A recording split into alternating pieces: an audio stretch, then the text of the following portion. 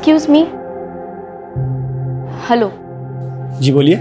I Ragini, I am new recruit. It is first day. Jain sir. Jain sir. Sir new joining. Hello sir. मैंने आपको शायद पहले भी कहीं देखा है। मुझे? नहीं, शायद मेरा इल्यूजन होगा, क्योंकि आपका चेहरा मेरे एक पुराने केस की डेड विक्टिम से मिलता है। उसका नाम रागिनी था। रागिनी? सर मेरा भी नाम रागिनी है। सर अगर आप बुरा ना माने तो मैं एक बात पूछूं? ऐसा क्या था इस केस में कि आपको आपके डेड विक्टिम की याद आ गई?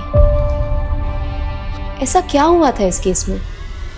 कौन थी ये रागिनी? मेरा नाम रागिनी है, सिर्फ रागिनी। सुन रहे हो ना तुम? सुन रहे हो ना? इस रस्सी की धागों की तरह मेरी जिंदगी भी उलझी हुई है। हम जब अपनी काबिलियत के दम पे अपना कद ऊंचा करने की सोचते हैं,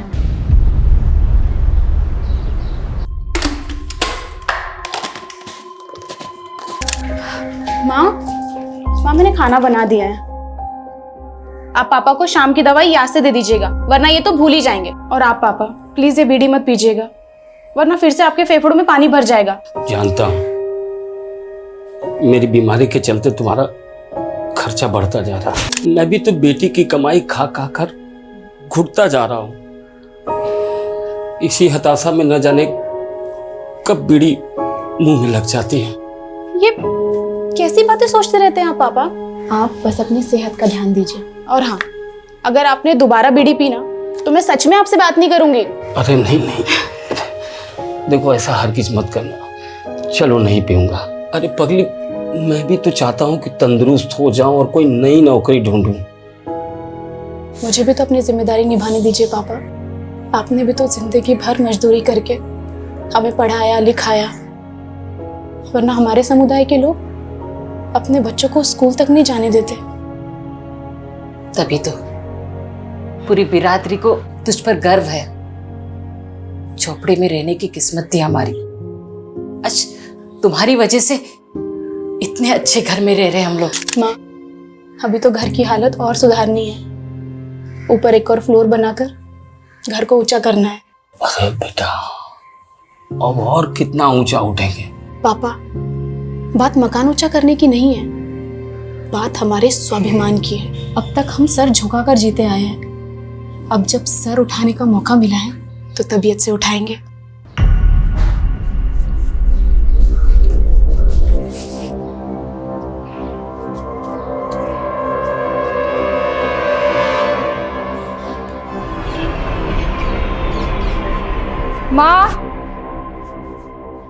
माँ एक कप चाय बना दो प्लीज। तेरी बहन सबके लिए खाना बना के ऑफिस भी चली गई, तू खुद के लिए चाय नहीं बना सकती? मेरी तुलना ना उससे मत क्या करो। तेरी तुलना में उससे करना भी नहीं चाहती। तू उसके एड़ी के बराबर भी हो जाए ना तो मैं गंगा नहा लूंगी।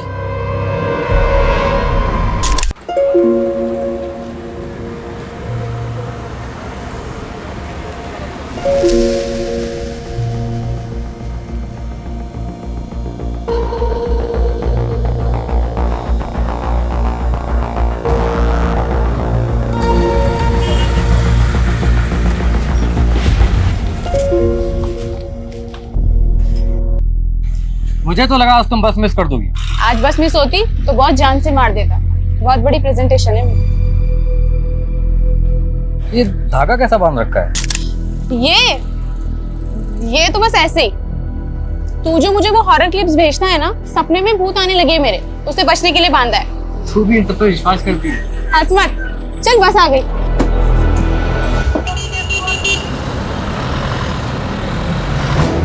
वैसे तुम्हारे सपने में जो भूत आते हैं वो दिखते कैसे? पागल तू भी। छोड़िए सब। अच्छा सुन, जो मैं ऑफिस में प्रेजेंटेशन दिखाने वाली हूँ, तू उसे एक बार सुन और अपना फीडबैक दे।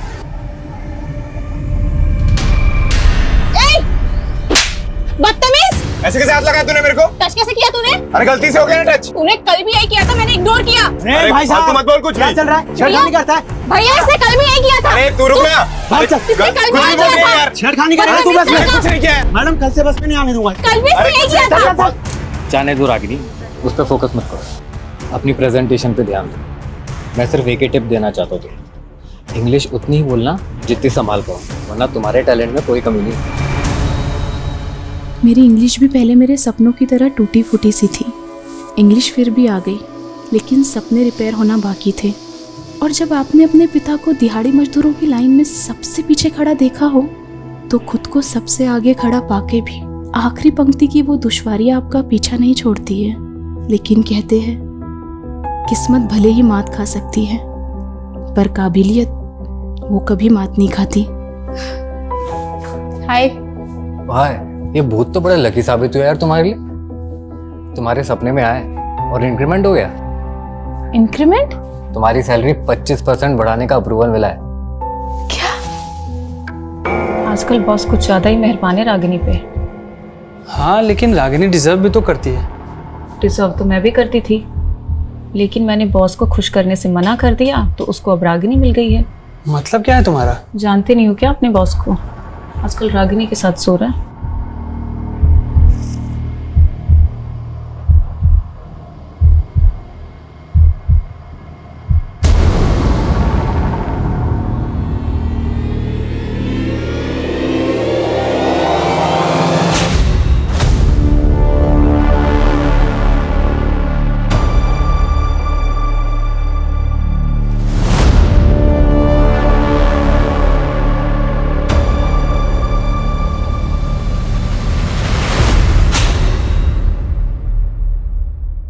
मैडम वो आपने न्यू बायोमेट्रिक एंट्री वाला फॉर्म भर दिया?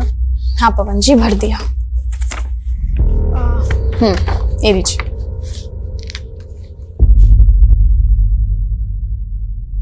अरे मैडम इसमें तो सरनेम ही नहीं है।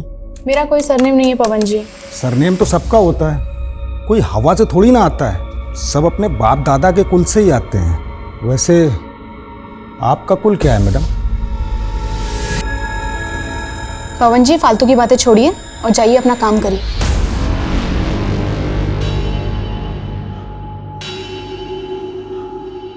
लाइए मैडम अपना फॉर्म दीजिए। पवन जी आप ठहरे कुलवान व्यक्ति, क्यों ऐसे लोगों से उलझते हैं जो अपनी जात छुपाते हैं? मतलब ये कि रागिनी ठहरी आपसे नीचे वाली, और देखिए आपके बॉस बन के बैठी है।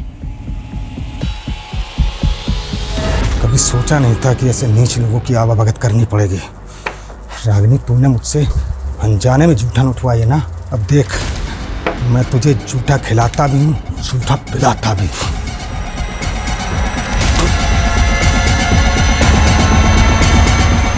हाँ सॉरी भैया थोड़ा लेट हो जाएगा, लेकिन मेरे आने से पहले आप ढोल वालों को मत भेजना। आखिर मेरे भतीजे का पुण्य पूजन है, आज तो जम के नाचना है। ओके भैया बस पहुंच रहा हूँ। अरे अंकल थोड़ा स्पीड बढ़ाओ ना। अरे बेटा इस रोड पर स्पीड लिमिट 50 किलोमीटर प्रति घंटा है। थोड़े रूल्स तोड़ भी दोगे तो क्या हो जाएगा? मुझे भी लेट हो रहा है। रूल होता है, क्यों बेचारे पे दबाव डाल रहे हो? रहने दो भाई साहब, टैक्सी चलाते चलाते रोज रोज नई सवारियां, नए नए नखरे, अब तो इनको झेलने की आदत सी पड़ गई है। कब से चला रहे हो टैक्सी? बहुत सालों से चला रहा हूँ भाई साहब, 18-20 घंटे डेली चलाता हूँ। अंकल बुढ़ापा आ रहा है, इतना काम करोगे ना तो उम्र के पहले ऊपर चले जाओगे। अब काम नहीं करूंगा तो अपने घर वालों की जरूरतें पूरी कैसे करूंगा? और रही बात ऊपर जाने की, तो एक दिन सबको ही जाना है।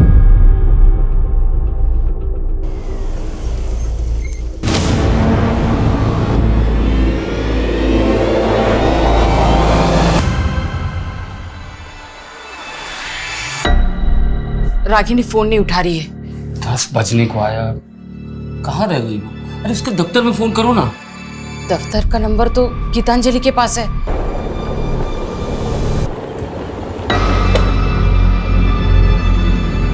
बाय। हेलो रागिनी तुम्हारे साथ है? मेरे साथ क्यों होगी हो? वो दफ्तर से अभी तक घर नहीं आई, एक बार उसके दफ्तर में फोन करके पूछना। ठीक है।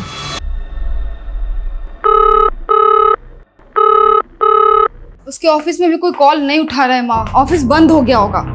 एक काम करना, उसके साथ जो काम करते उनको एक बार फोन करके पूछना। आप लोग क्यों टेंशन ले रहे हो? गई होगी ना कहीं मौज करने, आ जाएगी। क्या बकवास कर रही है ये? बकवास मैं नहीं कर रही हूँ पापा, और ये आप दोनों की गलती का ही नतीजा है। 27 साल की हो गई है, लेकिन उसकी शादी के बारे में आप लोगों ने नहीं सोचा, तो कहीं तो जाएगी ना अपनी जरूरती। जुबान है क्या कैची? बोलने से पहले ये भी नहीं सोचती कि सामने बाप खड़ा है।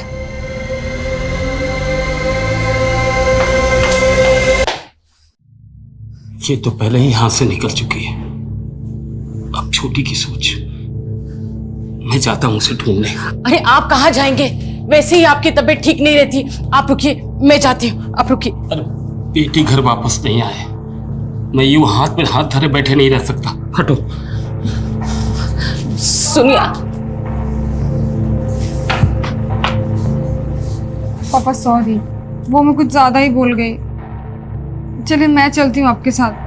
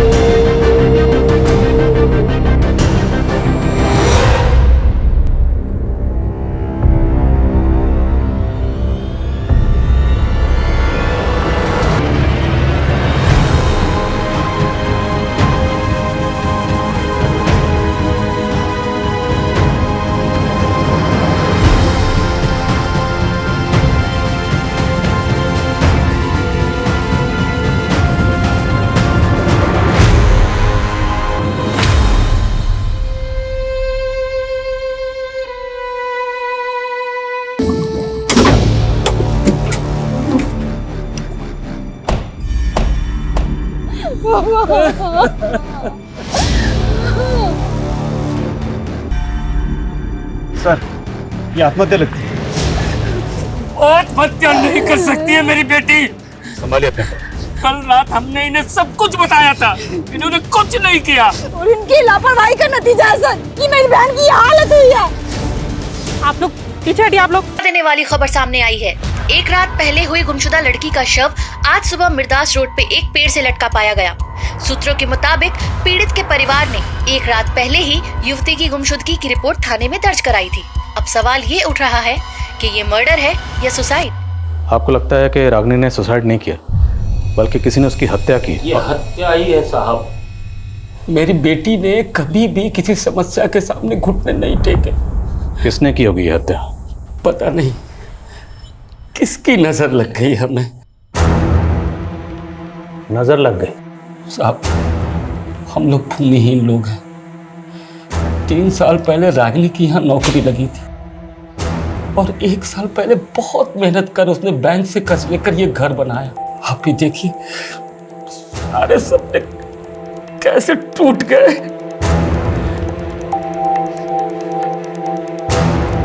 रागिनी घर से ऑफिस कैसे आती जाती थी?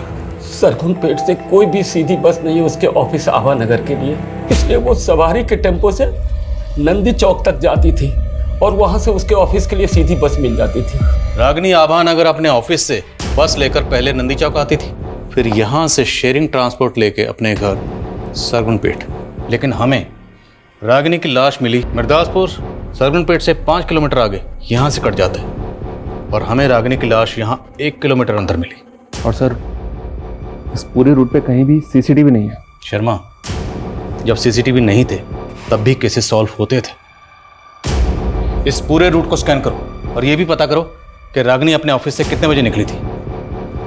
रागिनी मिर्दासपुर क्यों गई? वो वहां खुद अपनी मर्जी से गई या कोई उसे जबरदस्ती लेकर गया? ये सुसाइड है या अबैटमेंट टू सुसाइड या फिर मर्डर?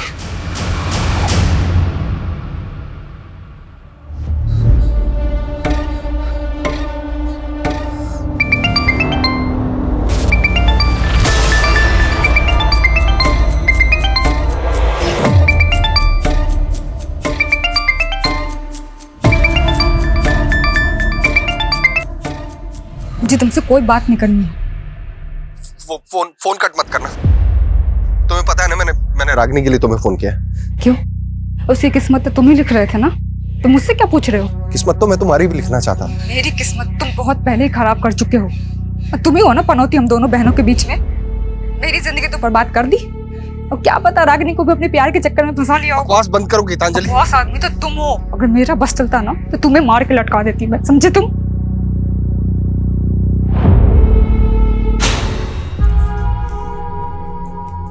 गीतांजलि, ये सब क्या है? हाँ, मैंने तुमसे क्या कहा था कि 10,000 रुपए से ज्यादा खर्चा नहीं करना है, और तुम 27,000 रुपए उड़ा कर आई हो उन सब में। 10,000 में आजकल कहाँ कुछ मिलता है योगेंद्र? जितनी चादर हो ना उतने पैर पसारने चाहिए गीतांजलि। ये इतने महंगे ब्रांड्स के कपड़े खरीदने की क्या जरूरत थी? हाँ, एक तो महंगे के महंगे और ऊपर से ऐसे फटे हुए ऐसे भद्दे कपड़े। तो तुम्हें साड़ी पहनने वाली बीवी चाहिए, ये शादी से पहले बताना चाहिए था ना। लेकिन फैशन के नाम पे अपनी बीवी को ऐसे फटे हुए और भद्दे कपड़े नहीं पहनने दे सकता मैं। तुम्हें पता भी है ऐसे कपड़े पहनने से क्या होता है? दुर्भाग्य क्या आता है, गरीबी आती है। अच्छा, तो जो ऐसे कपड़े मॉडल्स पहनती है ना, उनका जाकर बैंक बैलेंस चेक करो पहले। डकियन उसी ख्याल वाले से शादी हो गई मेरी। तुम कहना क्या चाहती हो? हाँ, हाथ छोड़ो। अपनी मर्यादाओं में रहो। देखो, हाँ छोड़ो। तुम कहना क्या चाहती हो? हाथ छोड़ो। तुम अपनी हद में रहो, ठीक है? दीदी पागल हो गई हो क्या? अपने पति पर ऐसे कौन हाथ उठाता है? और कौन सा पति ऐसे अपनी पत्नी पे हाथ उठाता रहता है? पता भी है तुझे? और दिन मुझे मौत तक फिरता रहता है ये। आ गई वकालत करने। जीजा जी, जीना मुश्किल कर दिया तुम्हारी बहन ने मेरा। मैंने आज तक उस पर हाथ नहीं उठा। उसने जीजा जी संभालिए अपने आप को। दीदी की तरफ से मैं आपसे माफी मांगती हूँ।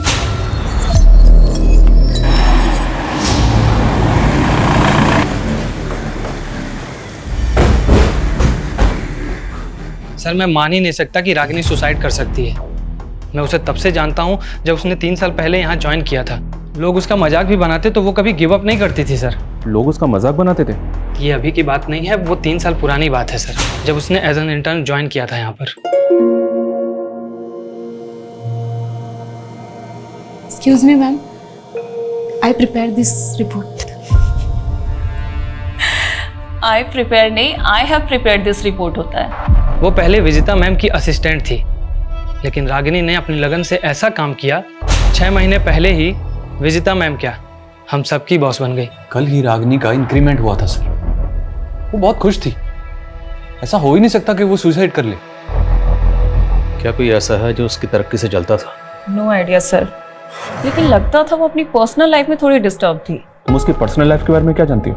नॉट मच सर, लेकिन इस बारे में आपको अरविंद काफ़ी कुछ बता सकता है। वो मैडम, रागिनी मैडम और अरविंद सर दोनों साथ में एक ही बस में आते थे और एक ही बस में जाते थे। कुछ शाम भी वो दोनों लोग एक ही साथ वापस गए थे। बस कौन सी थी? बस का नंबर बोलिए। मैडम बस का नंबर तो नहीं मालूम, लेकिन बस रोज शाम को 5 बजे ऑफिस के सामने से निकलती थी।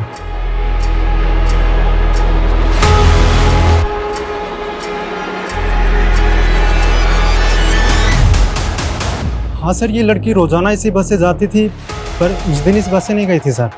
क्या ये लड़की उस दिन बस में नहीं चढ़ी थी? नहीं सर। अच्छा, इसके ऑफिस का एक दोस्त भी इसके साथ जाता था बस में? सर एक लड़का जाता तो था, पर उस दिन तो वो लड़का भी बस में नहीं चढ़ा था। कहीं ऐसा तो नहीं रागिनी उस दिन अरविंद के साथ कहीं गई थी? पता करो अरविंद का, थाने बुलाओ उसे। ओके सर, मैं नहीं जानता रागिनी के साथ उस रात क्या हुआ। रागिनी और तुम दोनों एक साथ उस बस में जाते थे, लेकिन उस दिन तुम दोनों ही उस बस में नहीं चढ़े। बोल, रागिनी को लेकर कहाँ गया था? सर मुझे किसी काम से विदिशा जाना था, मैंने वो बस पकड़ी नहीं, लेकिन रागिनी उसी बस से गई थी। सॉरी यार, मैं आज तुम्हें बस में कंपनी नहीं दे पाऊंगा। तो क्या हुआ यार, कोई बात नहीं, मैं चली जाऊँ। लेकिन ड्राइवर तो बोल रहा है कि रागिनी उस बस में चढ़ी ही नहीं। तुमने खुद देखा था रागिनी को चढ़ते हुए? सर देखा तो नहीं था, लेकिन हम रोज उसी बस से जाते थे। ये बस वाला झूठ तो नहीं बोल रहा, क्योंकि रागिनी नंदी चौक से बस में चढ़ती थी। बस स्टॉप पे पता करते हैं, क्या रागिनी को किसी ने बस में चढ़ते हुए देखा था? और बस की बाकी सवारी से बात करनी होगी।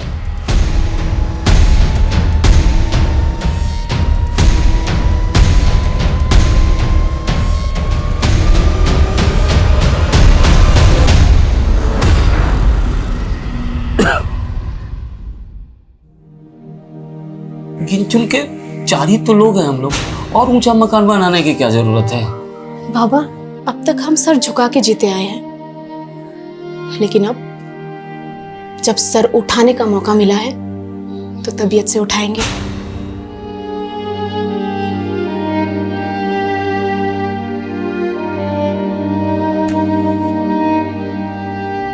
अगर आपने दोबारा बीड़ी पी ना तो मैं सच में आपसे बात नहीं करूंगी।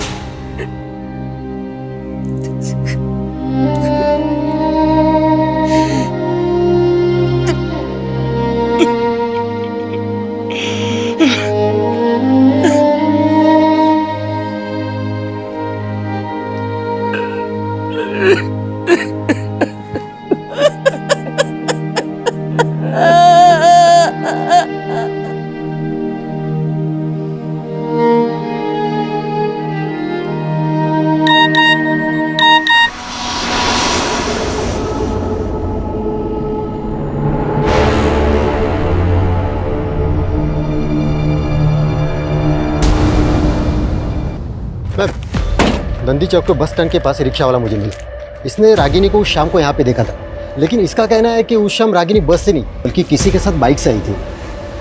क्या देखा था आपने? उस दिन शाम को बाइक से देखा था और एक लड़की के साथ। वो हेलमेट पहना हुआ था। ये लड़का था? ये तो खुद उनके साथ आता था बस से, वो कोई और था। गाड़ी का नंबर? नंबर मुझे नहीं पता, लेकिन लाल कलर का बाइक था। क्या टाइम हो रहा होगा उस वक्त? करीबन 6 या 7 बज रहा था। मैम यहाँ आसपास कोई सीसीटीवी भी नहीं है। अरे कुछ तो होगा, आगे पीछे आसपास कहीं ना कहीं चेक करो। अब आगे एक पेट्रोल पंप है ना जी, वहाँ जाके चेक करो, हो सकता है उनके सीसीटीवी से पता चले कि रागिनी किस बाइक से आई थी।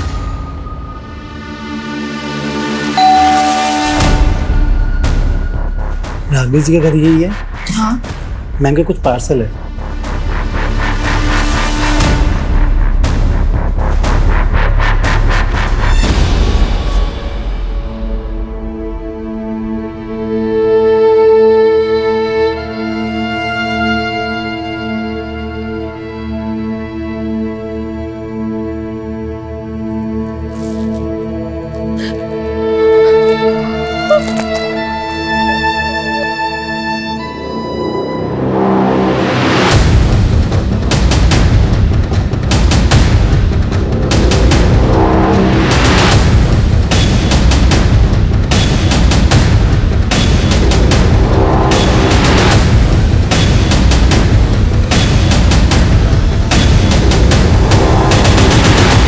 बाइक का तो कुछ पता नहीं चला सर, लेकिन उस शाम को रागिनी नंदी चौक के पेट्रोल पंप के एक सीसीटीवी फुटेज में कैप्चर हुई थी।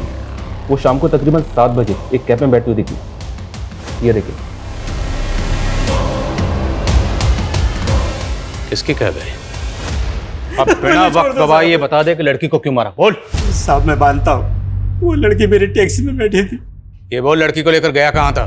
साहब मुझे कुछ नहीं पता, मैं शहरी टैक्सी चलाता हूँ। कौन कहाँ पे उतरता मैं याद नहीं मुझे। कोई बात, हम याद दिलाएंगे। याद दिला जरा से। साहब मुझे याद आ रहा है साहब। सर मैंने उस लड़की को ना मिर्दास रोड पे छोड़ा था साहब।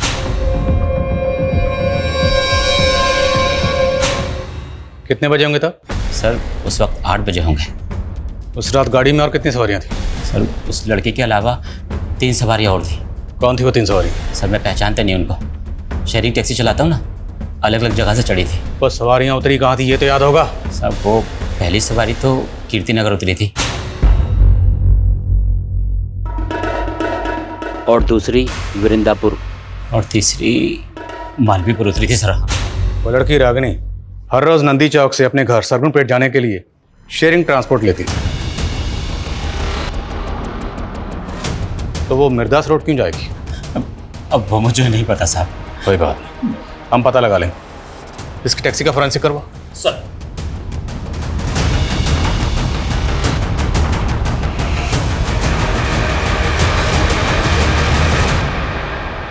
निमिष, तुम्हारी टैक्सी में ई वॉलेट बारकोड है ना? हाँ साहब है। तो पैसेंजर से पेमेंट कैसे लेते हो? ई वॉलेट से या कैश? सर ई वॉलेट से भी और कैश भी, दोनों। उस रात उन तीनों सवारियों ने पेमेंट कैसे की थी? साहब एक सवारी ने तो ऑनलाइन किया था और बाकी ने कैश। ट्रांजैक्शन दिखा और उस लड़की को जहां उतारा था वो लोकेशन दिखा।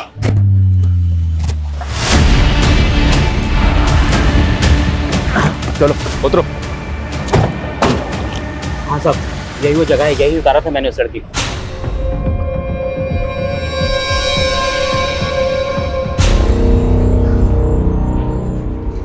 वो जगह यहाँ से 1 किलोमीटर दूर है, यहाँ पर रागिनी की लाश लटकी हुई है।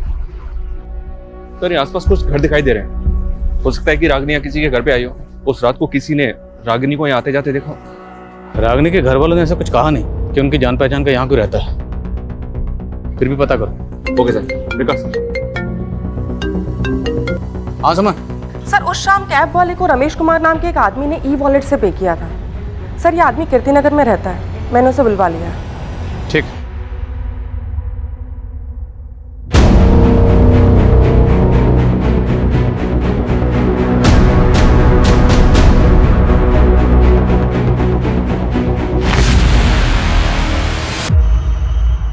हाँ सर, कल ये कैब में थी, पिछली सीट पे बैठी हुई थी। तुमने इस लड़की के साथ कहाँ तक ट्रैवल किया था? शायद मिर्दास रोड। इस लड़की, तुम्हारे और टैक्सी ड्राइवर के अलावा टैक्सी में और कितने लोग थे? सर 2 जन और थे। एक अंकल थे, बहुत बुजुर्ग, बार बार खांस रहे थे, और सर एक लड़का था, यंग। कौन थे वो दोनों, जानते हो? नहीं सर, मैं नहीं जानता। वो दोनों एक दूसरे को जानते? सर ऐसा देख के तो नहीं लगा, पर वो लड़का बहुत जल्दी में था सर। उसे किसी फंक्शन में जाने के लिए बोल रहा था वो। आखिर मेरे भतीजे का पुण्य पूजन है, आज तो जम के नाचना है। कैब ड्राइवर ने बताया कि वो जो लड़का मालवीपुर में उतरा था, उसे वहाँ किसी कुआं पूजन में जाना था। मालवीपुर में जितने भी बैंक्वेट हॉल, पार्टी हॉल हैं, सब जगह पता करो कि वो कुआं पूजन फंक्शन कहाँ था। शर्मा, किसी भी तरह से उस लड़के को ढूंढो, क्योंकि हो सकता है उस लड़के से हमें पता चले कि उस रात रागिनी के साथ क्या हुआ था। सर, मिर्दासपुर में भी इंक्वायरी चालू है, लेकिन अभी तक कोई भी ऐसा विटनेस नहीं मिला है जिसने रागिनी को उस रात वहाँ किसी के साथ देखा हो।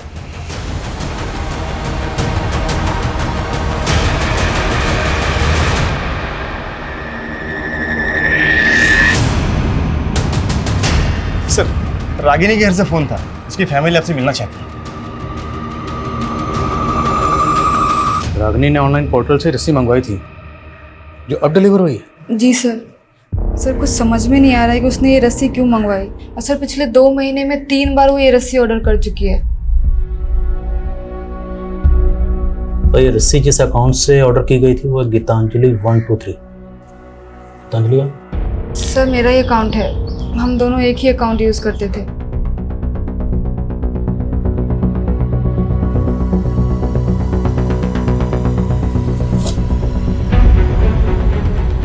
ये ठीक वैसी रस्सी है जिस रस्सी पर रागिनी की लाश लटकी हुई थी।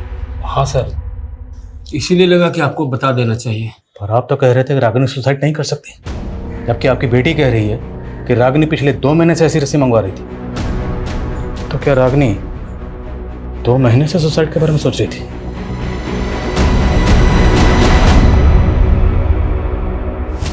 सर, अब तो मुझे फैमिली वालों पे ही डाउट हो रहा है। कहीं ऐसा तो नहीं कि उन्हें पता हो रागिनी ने किस वजह से सुसाइड किया है और वो हमें गोल गोल घुमा रहे हैं। अगर घर वाले वाकई कुछ छुपा रहे हैं तो फिर इस केस की कहानी कुछ और है। क्या ऐसा हो सकता है सर कि रागिनी के घर वाले पिछले 2 महीने से रागिनी को मारने की प्लानिंग कर रहे थे? ऑनलाइन रस्सी मंगाना उनकी प्लानिंग का हिस्सा हो? सर, रस्सी उसकी बड़ी बहन के अकाउंट से मंगाई गई है। ऐसा हो सकता है कि घर पे उसका मर्डर किया गया और लाश ले जाकर बाहर लटका दी ताकि वो लोग ना फंसे। और सर, हमें मर्डर और सुसाइड में उलझा रहे हैं। उस घर का पूरा खर्चा सिर्फ और सिर्फ रागिनी के पैसे से चलता था। अब सवाल ये है कि वो सोने के अंडे देने वाली मुर्गी को क्यों मारेंगे? शायद ऑनर किलिंग वाला एंगल हो सकता है कि रागिनी को कोई ऐसा लड़का पसंद आ गया हो जिसे उसके घर वाले ना पसंद करते। देखो, अरविंद रागिनी के काफ़ी क्लोज था, पर वो ये नहीं मान रहा कि उसका रागिनी के साथ अफेयर भी था। तो क्या ये मुमकिन है कि रागिनी किसी और लड़के को मिलने के लिए मिर्दासपुर गई? लेकिन सर, मिर्दासपुर में कुछ नहीं मिल रहा है। रागिनी के सोशल मीडिया अकाउंट्स चेक करो, क्योंकि इस रस्सी ने इस केस को और भी उलझा दिया है। लेकिन रागिनी की मौत का इस रस्सी से कोई तो राज जुड़ा है।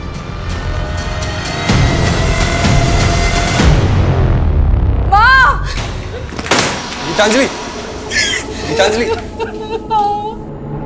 दामाद जी, आप दोनों यहाँ मतलब पापा जी, वो गीतांजलि को शायद कोई गलतफहमी हो गई है। आपसे कुछ मुझे कोई गलतफहमी नहीं हुई है। पापा, इसका ना इसके साथ चक्कर चल रहा है। ये क्या बकवास कर रही हो दीदी? हाँ, मैंने तुम दोनों की लड़ाई में जीजाजी का साथ दिया, इसलिए कुछ भी बोलोगी?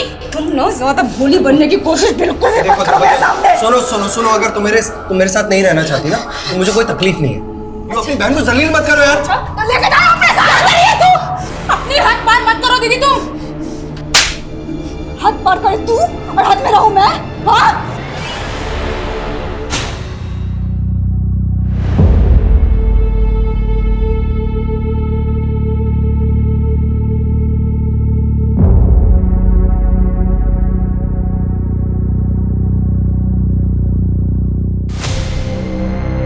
गीतांजलि, कहीं तू हमसे कुछ छुपा तो नहीं रही है ना?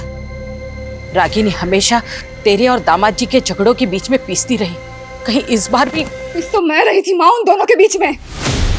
और अगर आपको अपनी इज्जत की परवाह नहीं है ना तो जाके पुलिस को बता दीजिए कि उसका चक्कर चल रहा था मेरे पति के साथ। मैं भी यही चाहती हूँ कि पुलिस उसको उठा के लेके जाए, उसको भी कूटे।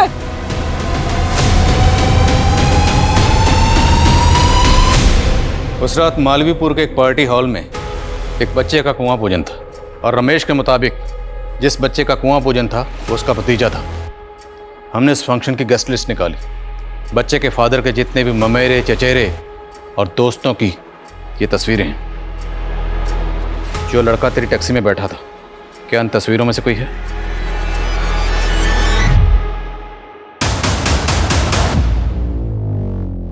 सर, वो लड़की मालवीपुर के पहले ही कहीं उतर गई थी। कहाँ उतरी थी? जगह का नाम बोल। शायद मिर्दासपुर सर। उस रात तेरे, टैक्सी ड्राइवर और इस लड़की के अलावा टैक्सी में कोई और भी था? सर 2 लोग और थे। कौन थे? जानते हो ना? जी नहीं सर। विनय, रमेश और कैब ड्राइवर निमेश, इन तीनों की स्टेटमेंट सेम है। मैंने चेक भी किया सर, ये तीनों वाकई में एक दूसरे को नहीं जानते। हो सकता है तीनों सच बोल रहे हैं। इन तीनों के अलावा उस रात कैब में एक बंदा और था जो वृंदा पर उतरा था। वो बंदा कौन था? उसका बयान लेना भी जरूरी है। उसका स्केच बनवाओ इन तीनों से। Okay sir. सर, उस शाम रागिनी की कलीग दिलीप का नंबर नंदी चौक में एक्टिव था और सर उसके पास बिल्कुल उसी मॉडल की बाइक है जिसके बारे में चाय वाले ने जिक्र किया था। वो मैंने उसको लिफ्ट दी थी सर, लेकिन मैंने उसको नंदी चौक उतार दिया था।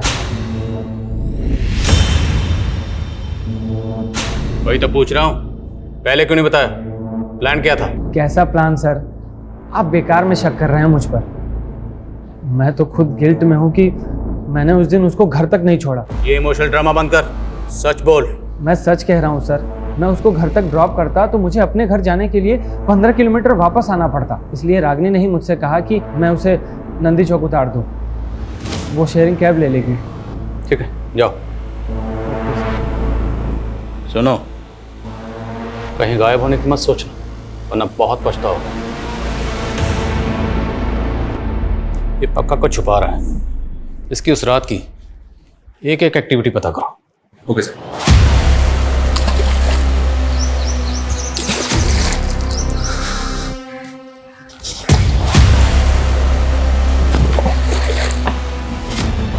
सर, रागिनी की डिटेल पोस्टमार्टम रिपोर्ट। उसकी मौत फांसी लगने से ही हुई है और मौत से पहले उसके साथ गैंगरेप भी किया गया।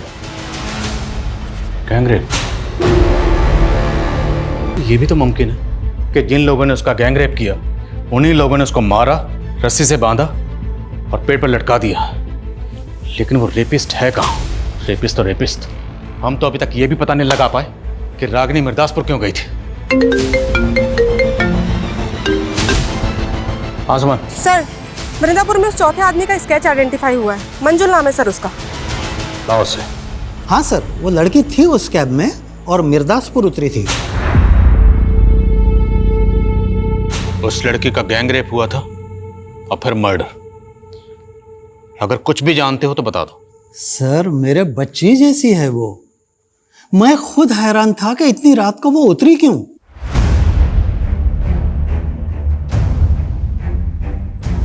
और बेटा सुनो।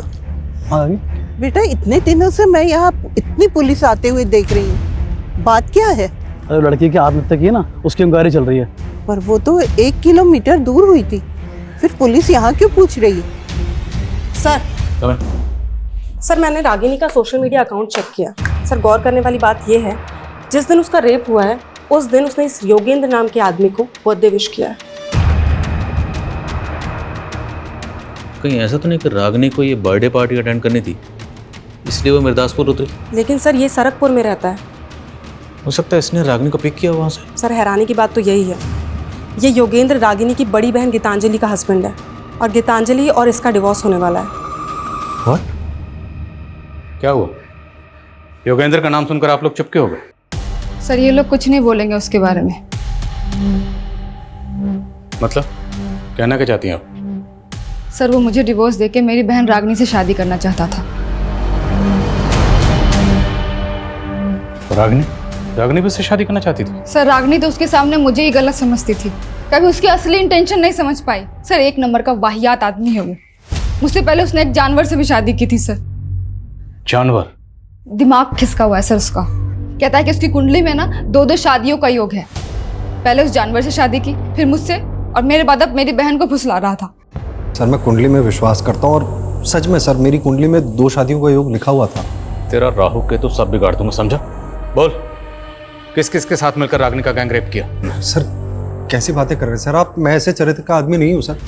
और रागनी तो खुद जानती थी अपनी बहन के बारे में। अब रागनी तो रही नहीं और तेरी कथा सुनने में हमें कोई दिलचस्पी नहीं है, समझे? टाइम वेस्ट मत कर, बोल। सर मैं सच कह रहा हूँ सर, मैंने ऐसा कुछ भी नहीं किया सर। और सर उल्टा मुझे तो ऐसा महसूस होता है कि गीतांजलि ने अपनी छोटी बहन को कत्ल करवा दिया सर। अच्छा, तो अपनी सगी बहन को क्यों मरवाएगी? सर 15 लाख रुपए मांग रही थी मुझसे एलुमनी के लिए और रागनी मेरे साथ खड़ी थी। वो अपनी बहन के खिलाफ कोर्ट में गवाही देने वाली थी और सर मुझे यकीन गीतांजलि ने अपनी बहन को पैसों की वजह से मरवाया।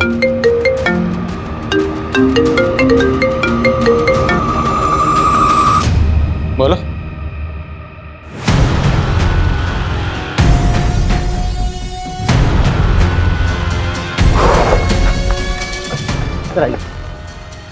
सर ये लीजिए, उस रात के बारे में आपको कुछ बताना चाहती हूँ। अरे साहब, मैं रोज यहाँ इतनी पुलिस आते हुए देखती हूँ, लेकिन मुझसे पूछा ही नहीं किसी ने कि क्या बात है, तो मैं पहले ही बता देती ना। बात यह है कि हम एक लड़की को ढूंढ रहे हैं। ये वो लड़की, क्या आपने? अरे साहब, मैं यहाँ रोज रात को कुत्तों को बिस्किट खिलाने आती हूँ। आपने 15 तारीख को इस लड़की को यहाँ देखा? देखा तो नहीं साहब, पर एक लड़की की चीखों की आवाज सुनी थी, वो उस तरफ से आ रही थी। तो जिधर से आवाजें आ रही थी आपने वहां जाके देखा? ना बाबा ना, वहाँ इतना अंधेरा है, मैं तो डर गई। तो आपने इस लड़की को नहीं देखा? नहीं देखा साहब, खाली आवाज सुनी थी। लेकिन इन्होंने जिस डायरेक्शन से लड़की की चीखने की आवाज सुनी थी, टैक्सी ड्राइवर ने रागनी को उधर ही उतारा था। सर ये भी तो हो सकता है कि उसे अकेला देखकर किसी ने किडनैप कर लिया हो, फिर रेप करके मार दिया हो। मुमकिन है। इस एरिया के जितने भी उठाई गिरे शराबी जुआरी सबको लाइन अप करो। Okay sir. हाँ शर्मा। सर दिलीप उस रात को घर नहीं गया था, बल्कि वो उसी रात को संतूरी लॉज में था। ये लॉज तो क्राइम सीन से महज 3-4 किलोमीटर दूर है। और एक बात सर, दिलीप के साथ रागनी की बड़ी बहन गीतांजलि भी थी। बुलाओ दोनों को। तुम दोनों 9:30 बजे तक लॉज में थे, तो 10 बजे रागनी का मर्डर हुआ। क्या प्लानिंग चल रही थी? एक्चुअली सर हमारा अफेयर चल रहा था, इसलिए हम आपको सच नहीं बता पाए। तू 2 बार पहले भी झूठ बोल चुका, अब अगर झूठ बोला ना तो उल्टा लटकाऊंगा, समझे? बोलो। सर मैं अपनी बहन का मर्डर क्यों करवाऊंगी सर? सिर्फ हम ही नहीं, तेरा पति भी तुझे तेरी बहन का कातिल मानता है। सर झूठ बोल रहा है वो। और सर रागिनी का चक्कर उसके बॉस के साथ भी तो चल रहा था ना, वो भी तो करवा सकता है ना ये। बॉस क्या बकवास कर रहे हो इंस्पेक्टर? हमें तो यही पता चला कि आप इसलिए उसे प्रमोशन पे प्रमोशन दे रहे थे। प्रमोशन पे प्रमोशन मैं उसको इसलिए दे रहा था क्योंकि वो प्रमोशन के काबिल थी। और आपके पास कोई सबूत है मेरे खिलाफ? सर दिलीप ने बताया था। बोलो। सर मुझे तो विजेता ने बताया था।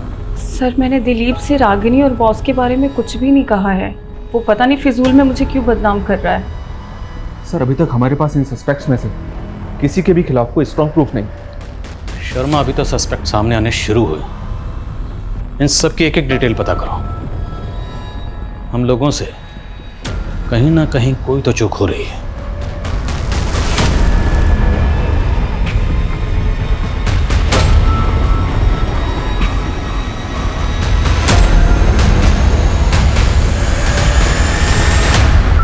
रागिनी, तुम्हारी कुंडली देखकर तो ऐसा लगता है कि तुम कोई ना कोई बड़ा मैराकल करने वाली हो, लेकिन एक दोष है और वही तुम्हारी समस्याओं का कारण है। कैसा दोष?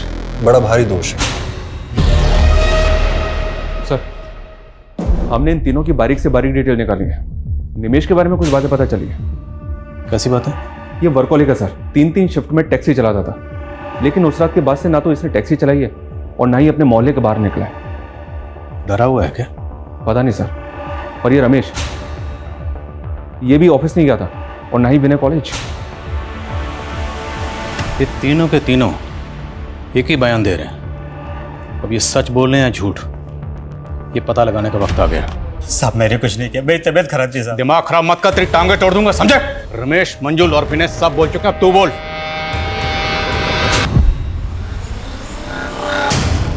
आइए मैडम, सरगम प्लेट 50 रुपया। नहीं भैया, मुझे मिर्दास रोड के तालाब वाले रास्ते से होते हुए जाना है। हाँ तो ठीक है मैडम, वहीं छोड़ देंगे। आइए बैठिए।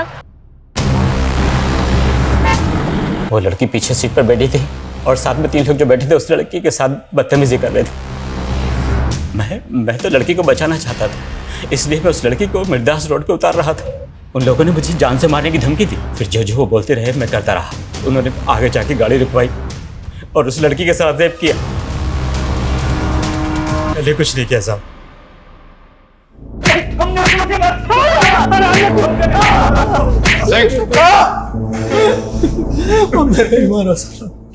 उन तीनों जानवरों ने उस मासूम को गद्द की तरह नोचा। तू, तेरी तो बेटे की उम्र की थी। रेप भी नहीं किया बल्कि उसको मार दिया। नहीं, हमने कुछ नहीं किया साहब, हमने तो उसको जिंदा छोड़ दिया था। हाँ सर, निमेश ने हमें उसके बाद हमारे घर छोड़ दिया था। सर हम वहां से गए तो वो जिंदा थी। सर सच में हमने उसे नहीं मारा। तुम्हें 7 मंगलवार ऐसे ही पानी में रस्सी को बहाना और फिर देखना तुम्हारी समस्या कैसे खत्म होती है। ये काला धागा, इसे हमेशा अपने हाथ में बांधे रखना है ना।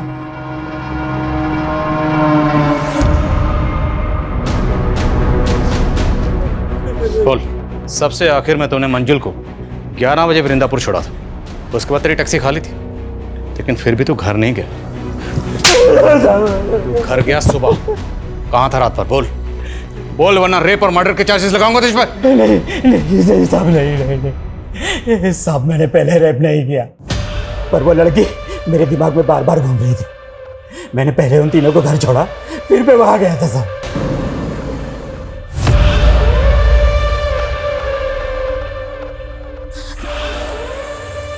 प्लीज मुझे मेरे घर छोड़ दीजिए। मुझे अंदर जाना है क्या? साहब, वो लड़की अधमरी सी हो गई थी, फिर मेरी नजर उसके बैग पर पड़ी, उसमें रस्सी थी साहब। मैंने उस रस्सी से उस लड़की को वहीं पेड़ पे टांग के आ गया साहब। Sir, 1 minute.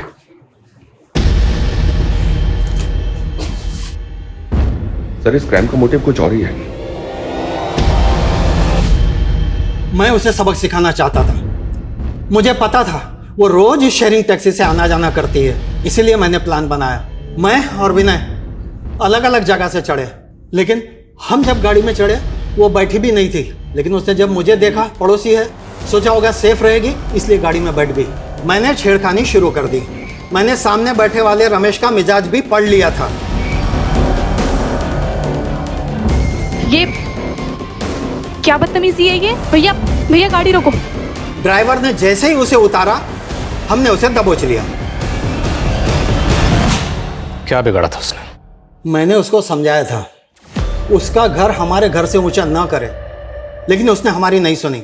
मैं उनकी जात वालों के घर का पानी भी नहीं पीता और मैं नहीं चाहता था उसके घर की परछाई में हमारे घर पर पड़े। शर्मा,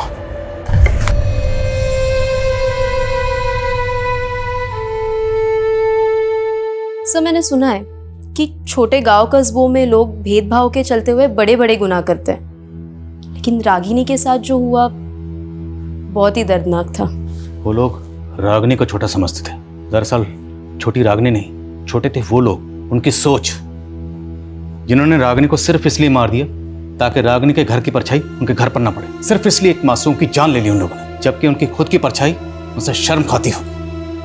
जो लोग दूसरों को भेदभाव की नजर से देखते हैं, दरअसल समाज में वो विकृति पैदा करते हैं और ऐसे ही लोग देश में अराजकता का माहौल पैदा करते हैं।